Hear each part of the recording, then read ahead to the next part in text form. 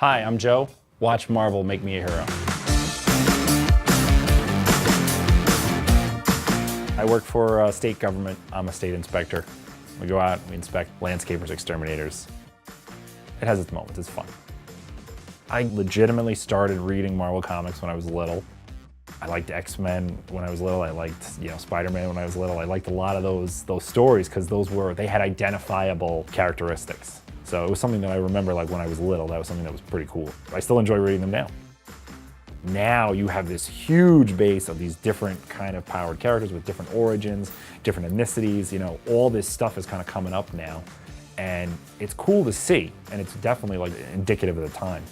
I really identified with a lot of the powers in X-Men. I really identified a lot with the powers that Spider-Man has. Being able to know a thing before it happens, being able to like, uh-oh, and like duck at that last minute and, having that spider sense. Some of the stuff that like the X-Men had, like Beast was a super scientist early on. He was just like a weird guy that was just like upside down a lot. And then like later on, they're like, yeah, he's a really good scientist.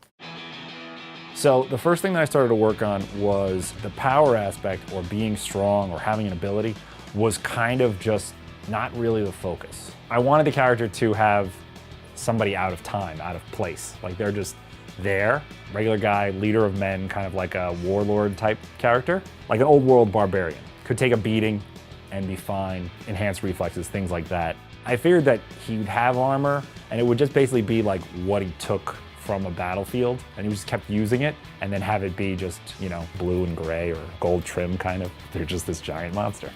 If you had like an origin for that character, and if you had something to play with there, it would be that he stole something from an old world god, and that old world god punished them by displacing him in time.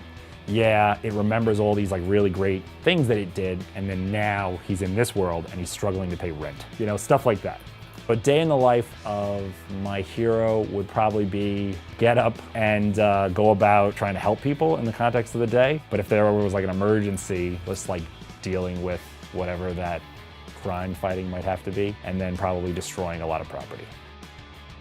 Rather than, lawful good or neutral good, I would lean towards chaotically good.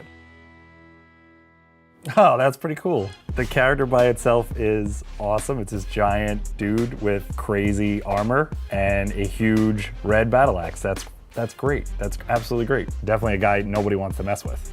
I like the sideburns, that's where it's at. And then like the little dress kind of thing is like all spiky. I like the chops. The chops are where it's at. I can't pull that off. I don't have a head for that. And also my hair isn't as luxurious.